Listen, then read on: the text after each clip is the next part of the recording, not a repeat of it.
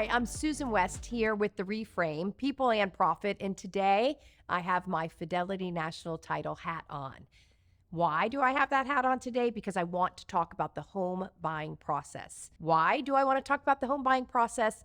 Because I believe that there are several people that still don't know what to expect once they have secured a contract, buyer and seller, right? Have secured a contract. They don't know what's next. And we're not doing a good enough job in the industry preparing you to understand what's going to happen once you do go under contract. So I'm here today to teach a little bit about that. And I'm going to say this first. As a buyer, right? I'm talking to the buyers now.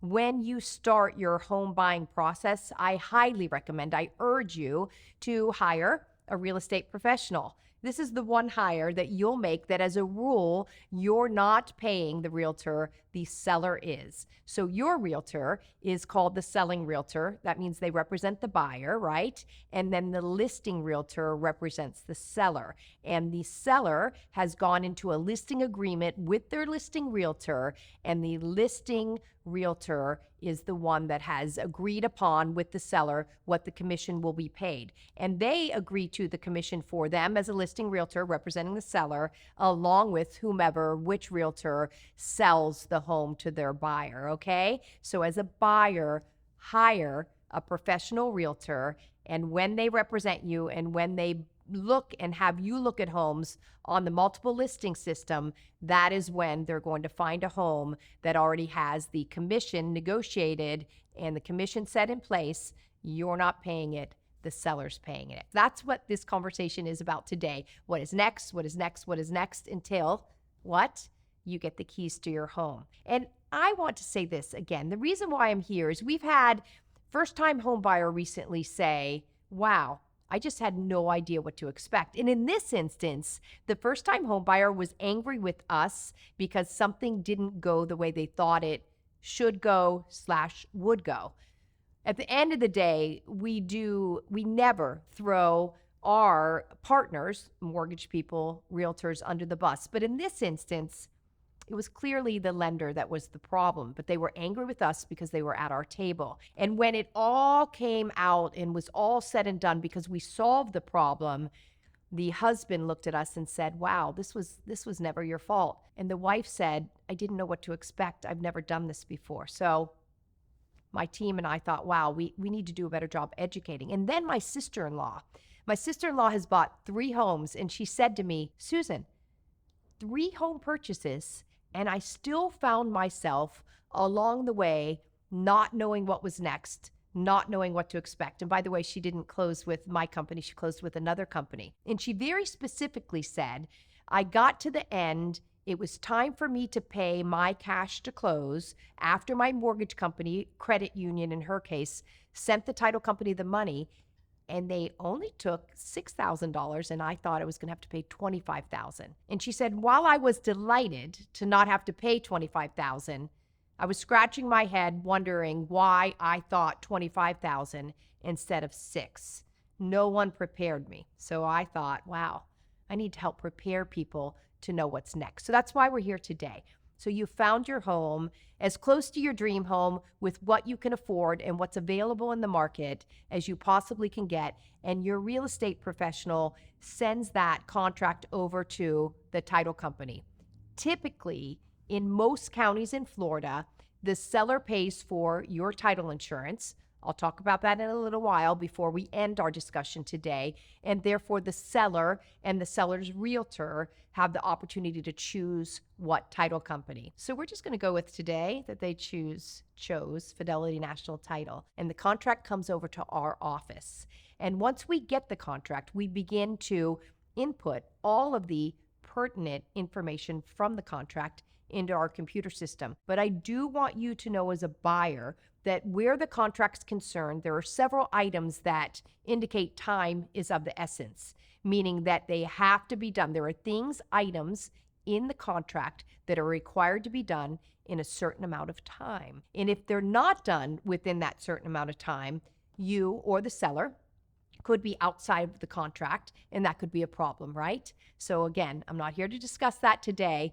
I'm teaching you today what to expect. The first timely item that you need to know about as the buyer would be that you need to deliver a deposit, right? Your real estate professional is going to share with you the, let's say, options, right, for delivery of those monies and where you're supposed to send them.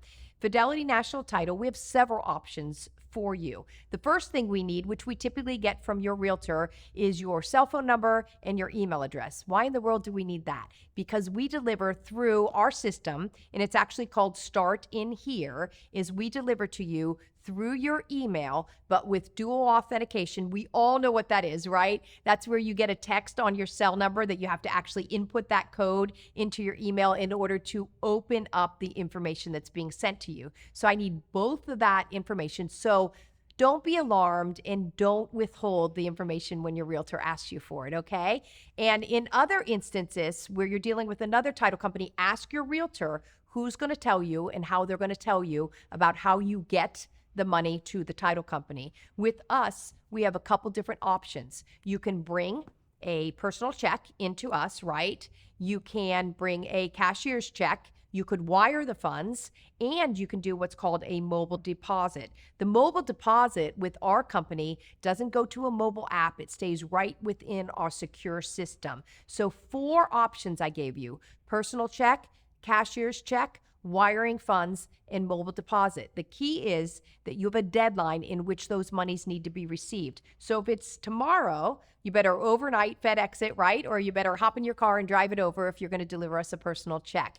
Again, mobile deposit, wire, those are a personal check or cashier's check. Mobile deposit, wire, you can do those from your home, from your computer, or you need to go into your bank. So we receive the deposit. We communicate with an earnest money deposit receipt to all parties in the transaction that we've received those funds. So everybody checks off, first thing has happened, the buyer has done their first obligation. Sometimes the contract is also subject to an inspection. That typically happens outside of your title company, and that happens between the realtors and the inspector, and oftentimes a personal check from whomever is paying for that inspection is paid directly to the inspector.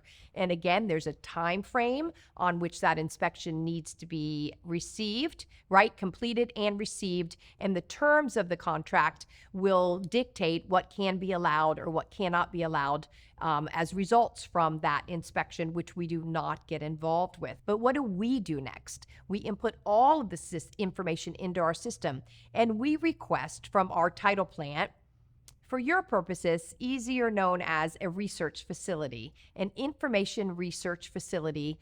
We call them our title plant. What are they researching? Guess what? They're researching the history of the property that you are under contract to purchase.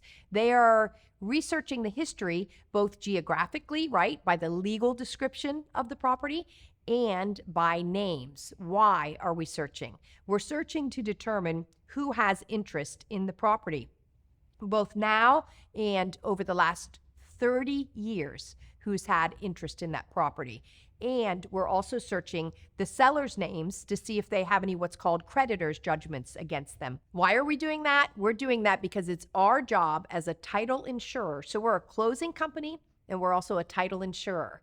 And what we have to determine is before you gain ownership to the property, we need to see who owned it in the past. And when whomever owned the property in the past over the last 30 years, did they properly convey, or a better word for you might be transfer, their interest to each person that purchased the property through what we call the chain of title?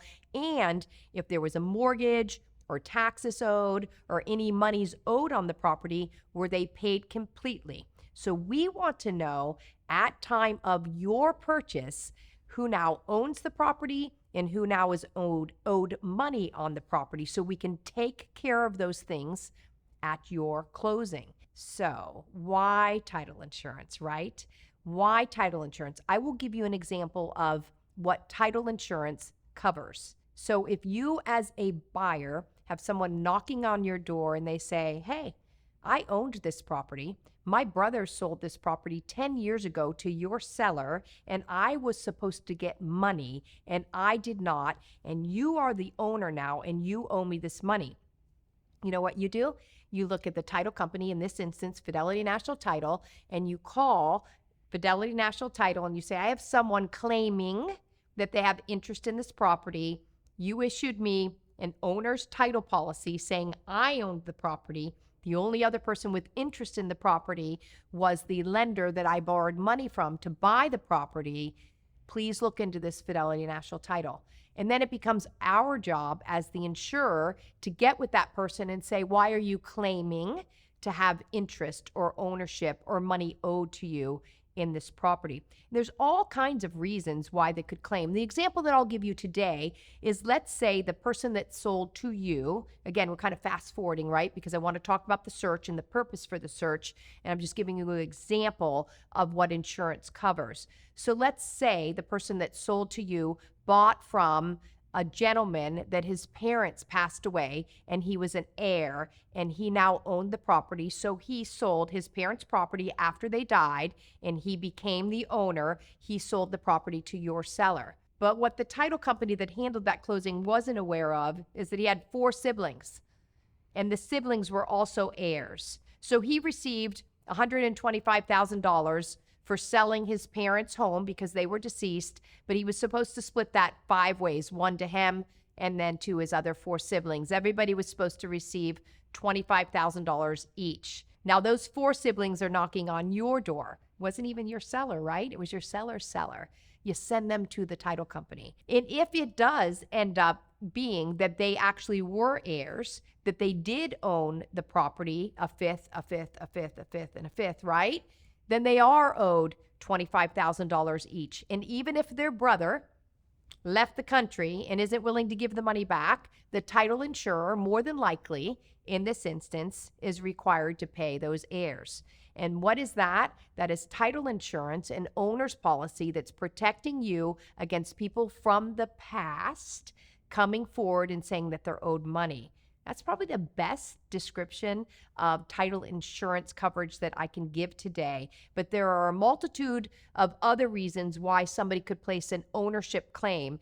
Your takeaway today, as my buyer listening to this video, is title insurance insures you of the past ownership, that everything was done correctly so that when the deed is conveyed to you and you are handed the keys to your home, that you really own it. And the only other entity that has interest would be the lender that you borrowed money. So, through all that, I'm rather tired from talking all about that. And I haven't even got past the point where I told you your deposit was received, the inspection was done, the search has been ordered. The search has been ordered, names are checked, the property's checked, and we come up with what's called a title commitment, which is a list of things that need to be done in order for us to transfer or convey the property from the seller to you. So that becomes our next task, reviewing the list of items required, all that came to us through reviewing the public records and searching the history of the property that you, as the buyer, are under contract to purchase. We also have time constraints, typically 10 days, that the commitment's required to be delivered to all parties in the transaction. If you are buying a home with a homeowners association, we need to reach out to the homeowners association asking them for what's called an estoppel. They give us the information on the homeowners association, also known as a HOA. You'll hear it referred to as an HOA along the process. And they give us a letter, essentially. And the letter says, okay, for Mr. and Mrs. Smith, the buyers, Mr. and Mrs. Buyer, to buy this home for Mr. and Mrs. Seller, these are what we require at the Homeowners Association. And these are monies that are due that the seller now owes. There's no money due, right? And, either or, right? So we read it to see, is there money due? Is there money not due? Is the money that's due part from the past, part from the future? Who gets charged, buyer or seller? It's our job to figure all of that out, but also to look and see, do they have any other requirements? For instance, did the seller need to paint their house last year and didn't paint their house? And the HOA, Homeowners Association, the Homeowners Association is saying there's a violation and this needs to be fixed. And all of that information we're able to present to you, the buyer, to the seller, to the realtors, to determine what has to be done before closing, what has to be done at closing, and what has to be done after closing. We also provide to you as the buyer the information of the homeowners association and what you have to pay, maybe quarterly, maybe annually, maybe monthly, maybe never. But that's information that we obtain and we provide and we take care of, again, before closing, during closing, after closing. Another item, contracts require a municipal lien search. What is that? That's a search that the city, or what we call the municipalities, do in different locations to tell us, are utilities paid?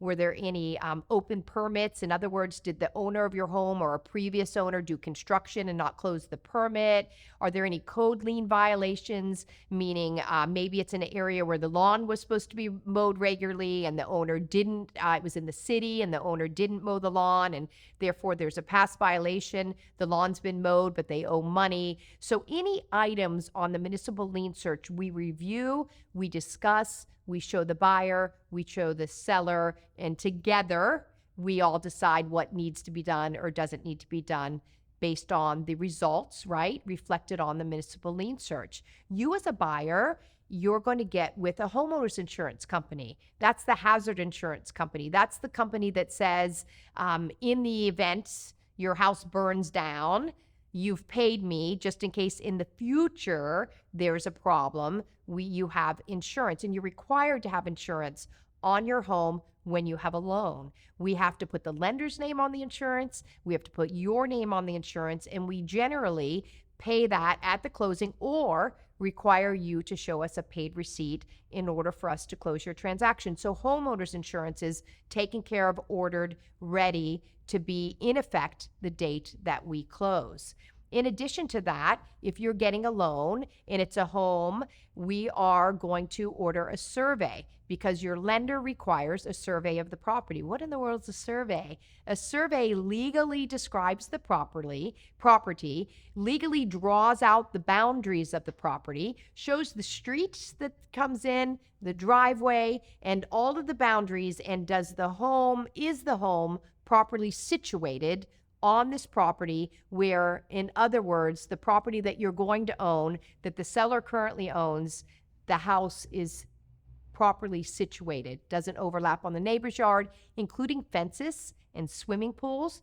Guess what? Easements. I don't know whether you know what an easement is. An easement could be a utility easement. That's a portion of land that's set aside on the property that you're going to buy, and nothing can be built in or on that. Did you know that there's easements in the air?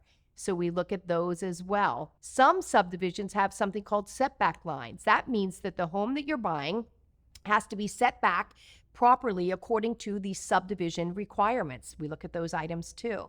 We make sure that you are going to have legal access, meaning you can physically drive to your house. Like, you know that, right? Because you've driven there, you walked in the home, you looked at it, but you don't know that there's legal access. We take care of through the survey, making sure, ensuring, right, that there's legal access. All while we're doing this, we're talking to your lender, they're giving us information, and we are preparing all the documents that need to be done at closing in order for you to own the home. We are the people that we accumulate the survey bill.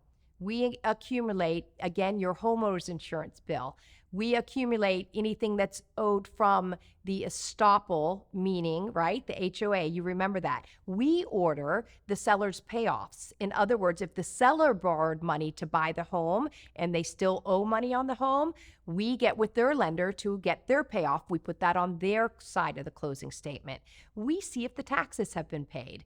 And if they've been paid in advance, then we charge you. Let's say you're closing on, I don't know, October 22nd, or let's say November 17th, and the taxes have been paid for the year that we're closing, and the seller paid them. That means the seller paid the taxes all the way through December 31st, but you're the new buyer, and you're going to own the property as of November 22nd, I think that's what I said, up to the end of the year. So we charge you for taxes prorated per day from November 22nd to December 31st, and we give the seller a credit because, Mr. Seller, you paid these in advance. You only needed to pay to here. The buyer's going to give you back the money from here, right? So we're taking care of what's called prorations. If the homeowners association has been paid in advance, again, we do a proration there. So we're making sure the items that have either been paid in advance or have not been paid yet, the proper party is paying them. The proper party is being charged. We're getting the information on the real estate realtor commission. We're charging the seller for that. So we do what's called a settlement statement. We also get with the lender. We say, what are your charges? Oh my goodness, I could talk all day and teach you more and more things, but expect this. Typically, when you're getting a loan, especially when you're a first-time home buyer, usually the lender that is loaning you the money to buy the home is going to require what's called escrows. What in the world are escrows? That's where your taxes and insurance, they create an account that you pay into monthly so that when your tax bill comes due next year and your insurance bill comes due next year, they have the money to pay it on your behalf. So we collect whatever's due now. We do prorations to make sure the money's coming back to the correct party. And we also collect money, several months worth of money, to put into your lender's escrow account so that when your loan closes and you start making payments, you'll pay a month at a time, monthly installments to them. So when those bills come due, they'll have enough money to pay them. So the lender who has a loan on your home never has to worry about whether your taxes and insurance are paid. Because something you can expect, that when you leave the closing table, in this instance, you will know what your payment is to the lender, and you will know what that payment includes. It includes principal, interest. In the example I'm giving, it includes homeowners insurance, and it includes taxes. So you'll know these 4 items. This is the monthly portion of the payment for each one, and you'll know when to expect them to take out insurance money and tax money. And isn't it a relief to know that all that will be taken care of on your behalf? You'll also be told, in the event you have a homeowners association, in the event you're required to pay them, you'll be told where and when to pay them, because homeowners association dues are paid outside of your lender, even when you do get a loan. I always worry as I have these long dialogues about the closing process that I leave something out. So I left off before I started to talk about the very specific line items that we're doing what, right? I wish I could do question and answer with you, because I know somebody's dying to say, Susan, you're doing the settlement statement. Right. We're preparing the settlement statement. What is the settlement statement? The settlement statement is what reflects all the costs in the entire transaction, right? And it also will reflect the loan amount that you're borrowing. So let's say your purchase price is $250,000. Let's say your loan amount is $230,000. Today, I'll tell you that you get charged, right? You get a debit of $250,000, but you get a credit of $230,000. Why do you get a credit? Because the lender is going to give us that money on your behalf. So anybody that's good with math knows that you have to pay $20,000. And then we add up the credits that you get from the seller, right? Oh, we credit you back the deposit that you already paid, $5,000, remember? So your $5,000 deposit's credited, any credits that you get back from the seller, right? And then we begin to charge you items, anything that we have to charge you to credit the seller, and any part of the cost that belongs to you.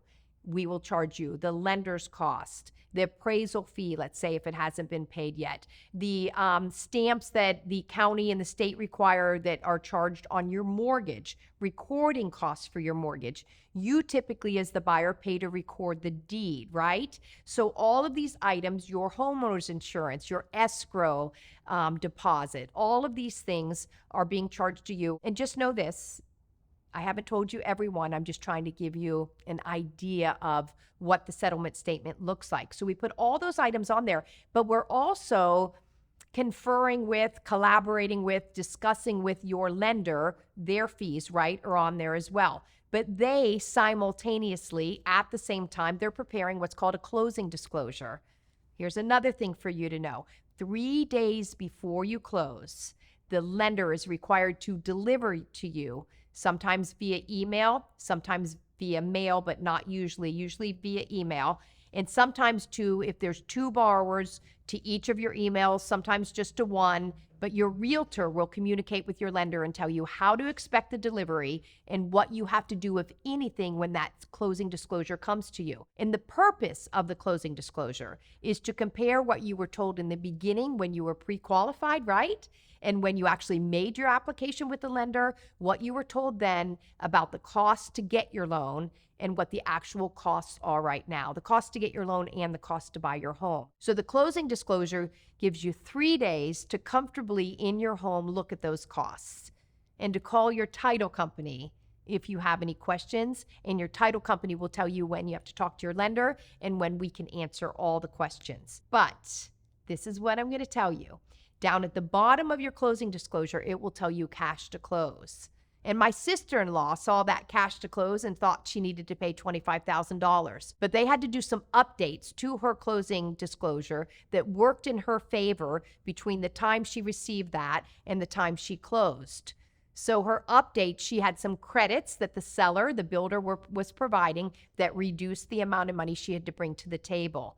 So her final closing disclosure that is reviewed at the closing table had less for her to bring, which was a win for her. It's always a little disappointing when it's more, but this is what I'm going to coach you on now. If it's more, if it's less, you need to ask your title company, require your title company to explain to you the why, and they need to be able to do that. So, we've done all this work. We've ordered all these items. We've received all these items.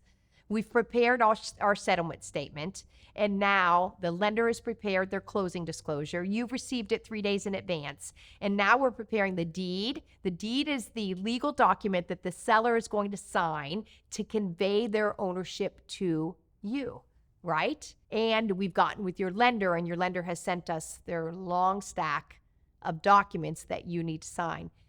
And we're going to have you come to our closing room, or we're going to come to you. We'll work that out based on what your needs are, right? But there are documents that have to be notarized that you as the buyer obtaining a mortgage need to sign in front of a notary.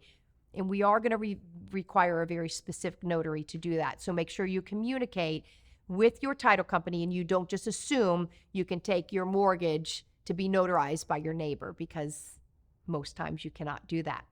But we, whether we're sitting in our closing table or we're in your home, we're at your place of employment, wherever we are going to explain to you at the closing table the settlement statement, the closing disclosure, the note. What is the note? The note is your promise to repay the debt that you've borrowed from the lender. The mortgage, what is the mortgage? The mortgage is the legal document that says your property that you're buying has a mortgage placed against it.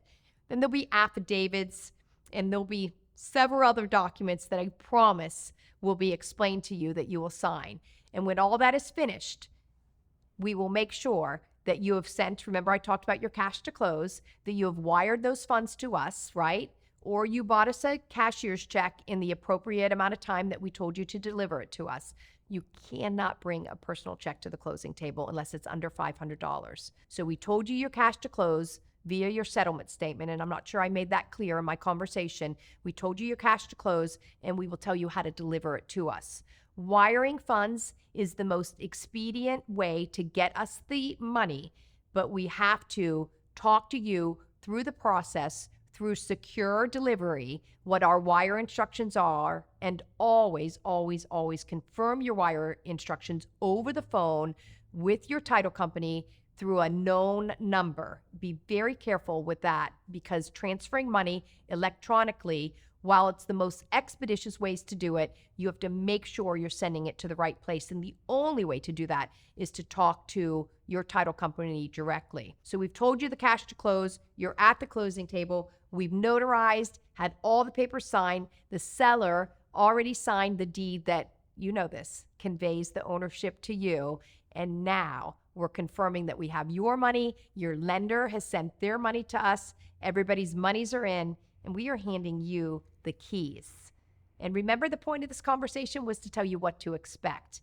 Expect 4 to 6 weeks after you close to receive the original deed in the mail, that's recorded in the public record. So if you lose it, it's fine because the public records knows that you own the property, right?